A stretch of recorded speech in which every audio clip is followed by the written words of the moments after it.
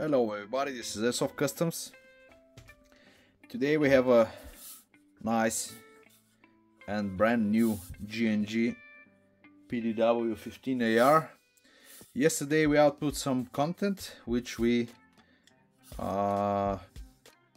actually take down because it was not entirely ready to be outputted, and also I received a call from one of my friends, my international airsoft tech friends, which is Jan from Czech Republic, and we discussed something that he just found by looking at the pictures that I already input to that video. So I decided to make a new one and actually really show you what is going on in this completely new gun, which was bought from Power 6 France. And to be honest, I'm kinda disappointed of the internals of this gun. This is a 320 euro G&G, nice piece of machine, at least on the outside, but on the inside it is what it is. Old gen gearbox, not particularly bad, but anyway, it's not a G2H, so it is what it is. We have a contact group instead of the typical electronics from G&G, which is a shame at this price tag. It's a metal gun, metal receiver, metal handguard. I totally get in love with the body and how it looks. However, on the inside it's another stuff or another story. This gun came to the workshop because out of the box, just when the client take it out, he put the battery and start to shoot just to check how the gun is, and it has a very squeaky noise, which was so annoying for a gun with that price tag and that look. So he immediately sent it to me, and it was the same day that he received it. He bring it to the workshop and I start to open it up and try to shim it better than G&G made it. Okay, we have the gear spinning, but once we close and we put a simple bolt,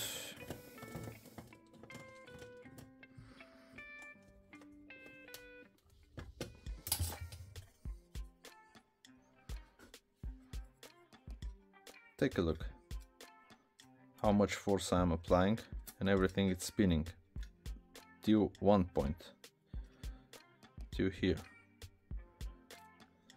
So you already saw how much force I apply, and take a look how blocked it is right now.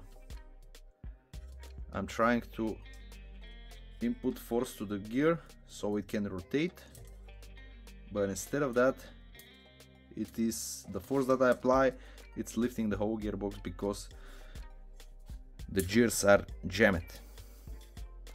Don't get me wrong, this can work on inertia or when a motor force has been applied, but it is sounding that way. And imagine with the force of the spring and everything, this will sound even a lot worse than what it is right now. At the beginning I thought, okay, maybe it's my fault because I glue those bearings, those thick bearings, and perhaps I didn't pay special attention how was the finish of the hose or the beds of the bushings and bearings, and maybe the axles are kind of torched to some direction and the gears get to engage very deep, and they are hitting the same gears internals and they get blocked, so they cannot move. However, this was not the case because I unglue everything, I tried several times, but nothing, it was still blocking. So I thought, okay, I should put something else and check it out.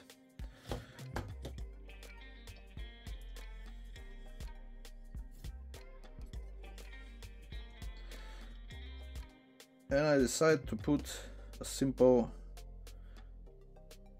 SHS set to try to see how the set is working.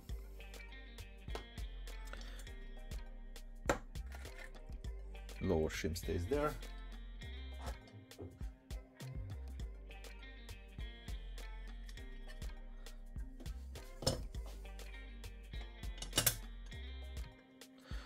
I didn't put any shims on the top, so I will left the gearbox that way.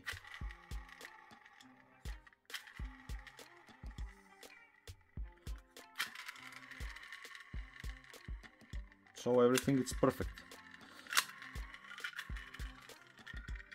No matter how hard I push, it's still moving because it has a lot of wobble because there are no shims on the top. But anyway, what is the conclusion? That's something, it's fucked up with the stock gears.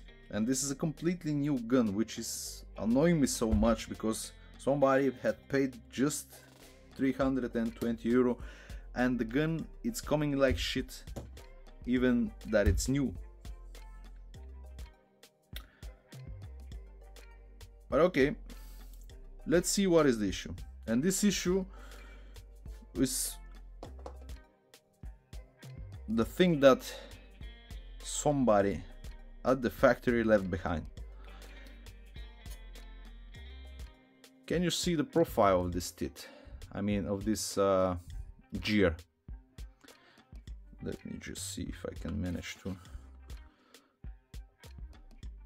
Do you see the shape on the top of the top spur gear? Do you see how rounded it's on the top? This is the SHS, by the way. Now let's see this one. Okay. First of all, it's reversed. This top part should be the bottom one, and the bottom one should be the top. You can clearly see that somebody assembled it the other way around, and this gear will never work as intended. Originally I didn't pay special attention to the faces of the gears or the surfaces, top or bottom. I just pay attention that okay, they reversed the sides, but anyway, it's not only that, it's just not perfectly assembled. Even though they are reversed, there is a gap between the top part and the lower part of the sport gear, and this is creating a wobble effect on the same axle, and this will never work flawlessly, never. To be honest, if it was not Jan, I wouldn't suspect that somebody will be so stupid that it will get to assemble the gear the wrong way. I never thought that somebody will be able to do that.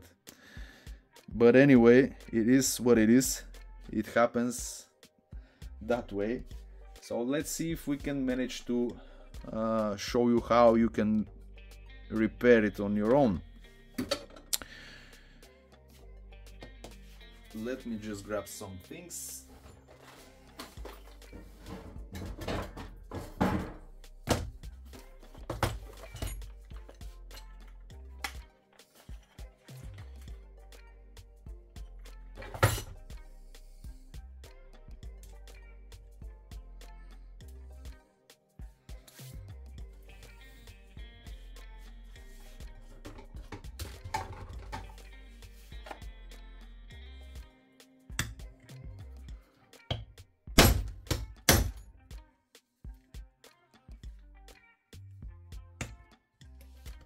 Okay, this is aluminum heating.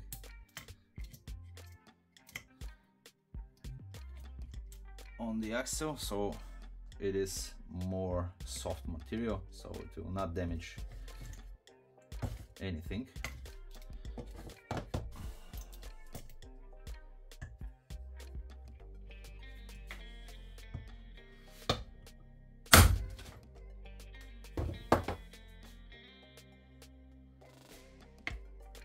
Okay, the axle it's already out of the equation, and right now we need to disassemble those two, and they are very easy once the axle is out. You just pick up and reverse it. You clean the two gears, and don't forget to buy a nice glue. You need something like this in order to be able to get everything in place and actually hit them with the hammer, and they can be as close as possible to the surfaces and glue there. Otherwise they will still have some actual wobble, which you don't want to have, because it is going to work just as it was before. Let me clean this.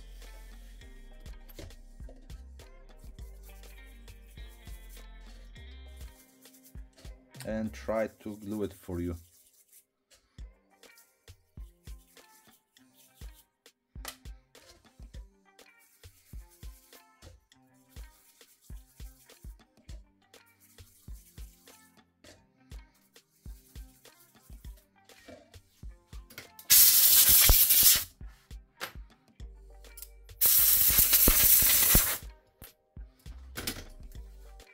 Let's clean the axle also.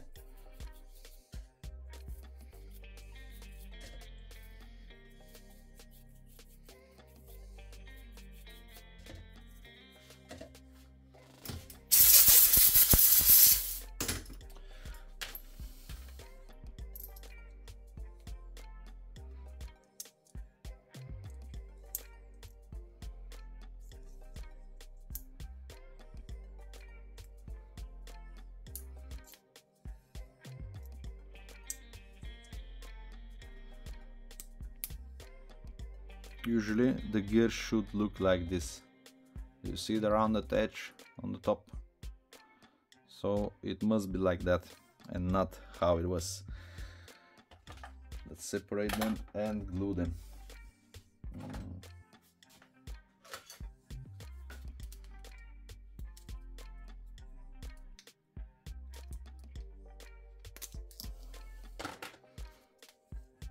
You don't need to put too much. Just some small amounts here and there.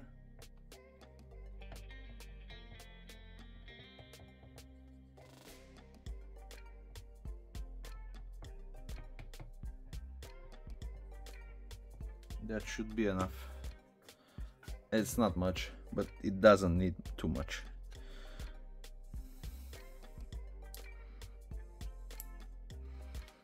So now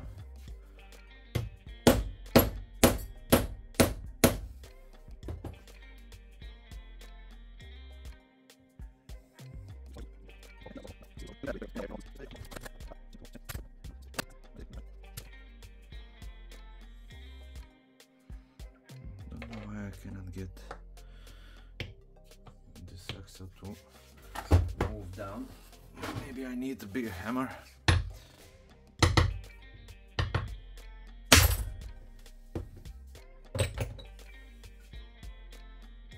Yeah, that is okay. So you need a bigger hammer. I'm gonna clean that, and I will show you the end result. So the gear is perfectly flat. I mean the small one to the lower one, to the bigger one, and also we have the axle, which is clearly getting onto the other side. It's preferable to wait 24 hours, but I could probably heat this a little with a heating gun, and it should be working just fine in the next 40 minutes. So guys, now you know it. If you have this issue, you know what you have to do. You need to repair this gear. And now there are no gaps between the two spur gears which compound the entire spur. Okay, so 20 minutes have been gone already. Let's see what do we had done. As you may see, this is the G&G spur with the corresponding shims, and this is the G&G sector.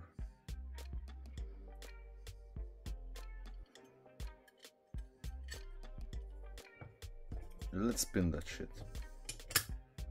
I'm not going to put any but okay, let's put, because maybe some of you may not believe that we really repaired this. Maybe it was a bad shimming or whatever, but it wasn't that. So right now let's spin, and we are spinning.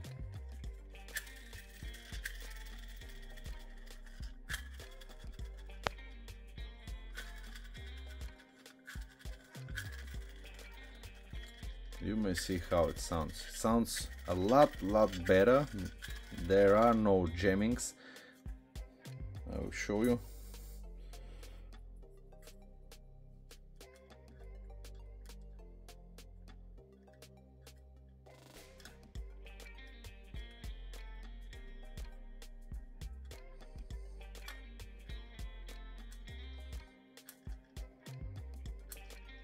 It's working perfectly fine. So now you know it, that it's possible to be repaired and used. However, I'm not suggesting you to do that. Just buy those gears. They are super cheap and they will work even better than those. So I hope you learned something this time, and I will see you on the next one.